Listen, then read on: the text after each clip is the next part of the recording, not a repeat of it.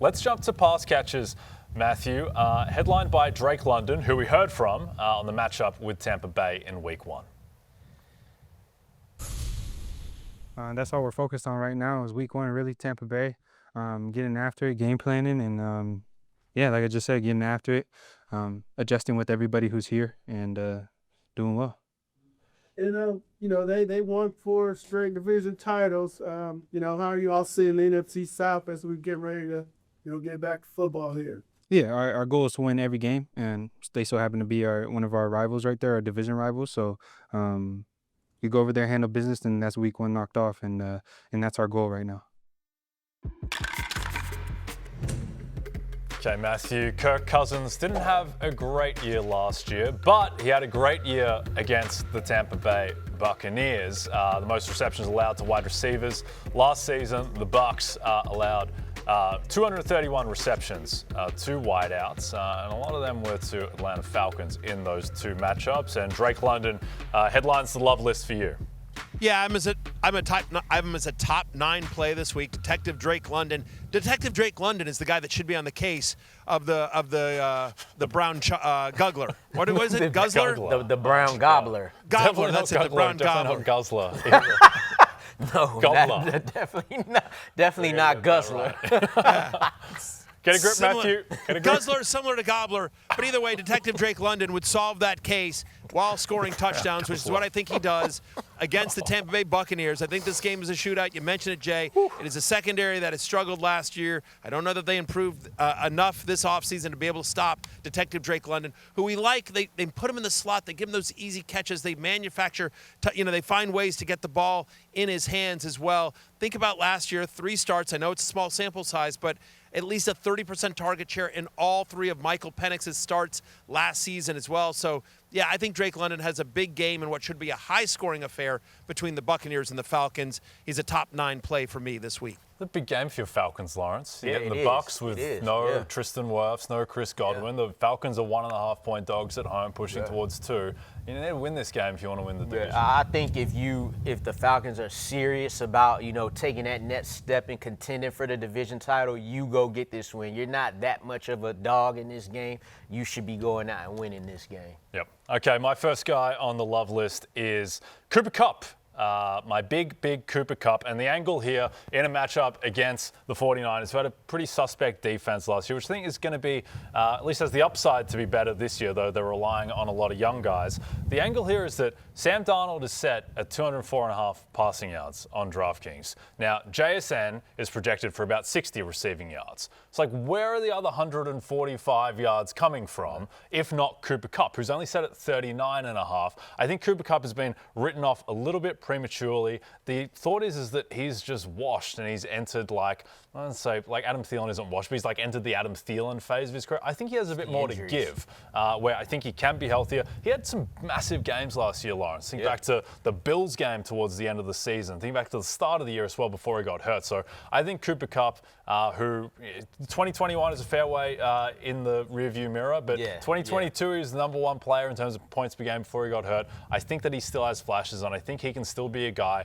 who puts up 55 receiving yards a game. I think the thing with Cooper Kupp leaving the Rams was all about an opportunity to have you kind of upgrade that other wide receiver position with Devontae Adams. But Cooper Kupp, his thing will be, can he still get that elite separation that helped him to that 2021 season? His thing's always been injuries these past few years, but if he could still get that, because we know he's not a burner, but he runs his routes to where he could get that separation. If he could create that, he's going to be that reception hog that we're used to.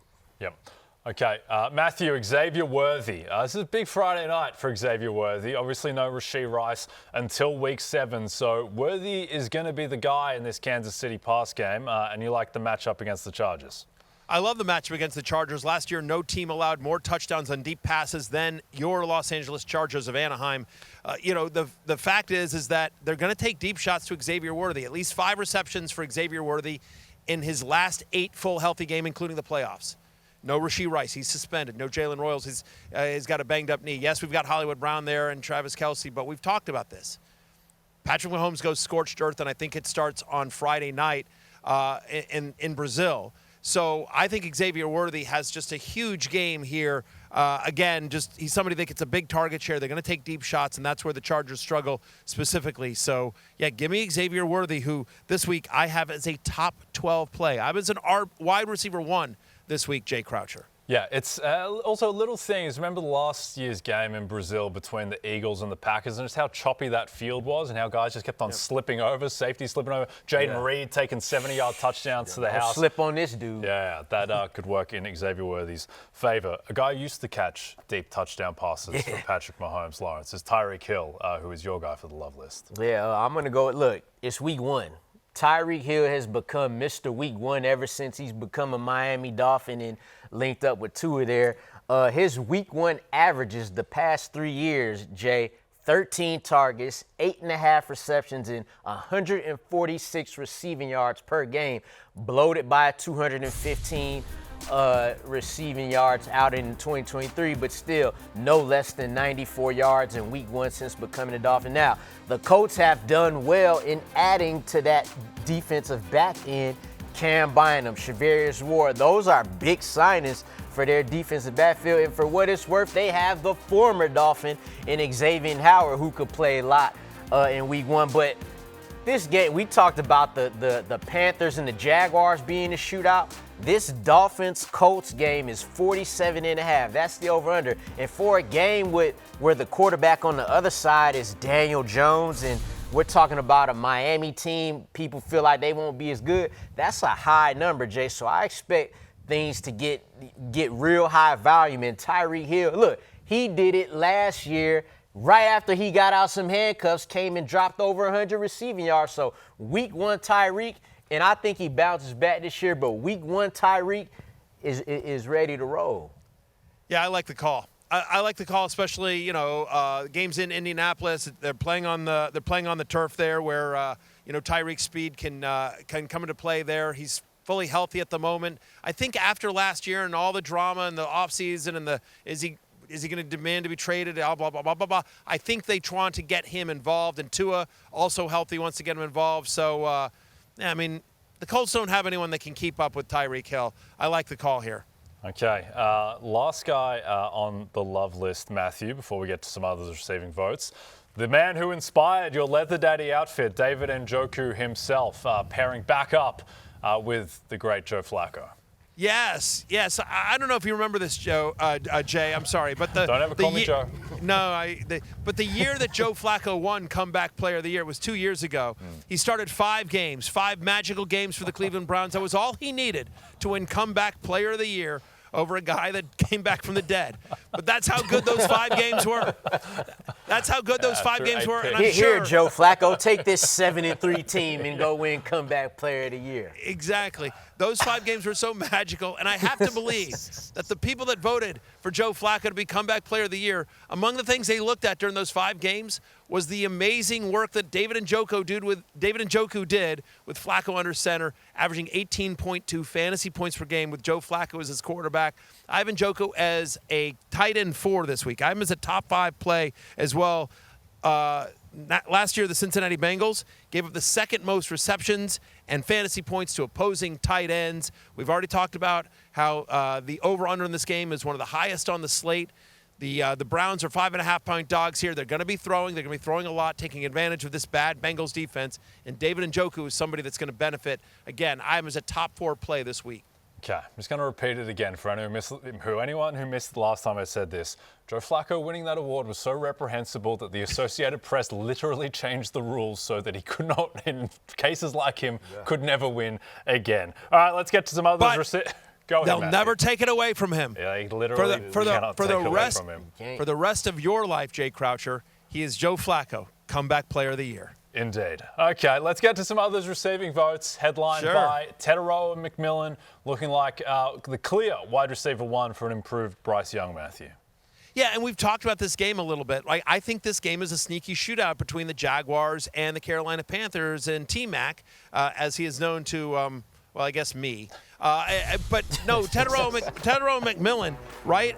In the preseason got a 50% target share from Bryce Young. And so the Jaguars, who allowed the 4th most fantasy points to opposing wide receivers last year, should be easy pickings. I have McMillan as a top 20 play this week. How about Emeka Egbuka? We've talked about this. Falcons Buccaneers game is another game to target as well. Atlanta allowed the most touchdowns to wide receivers last season. No Jalen McMillan, no Chris Godwin. Emeka Egbuka should have a nice game against Lawrence's Birds.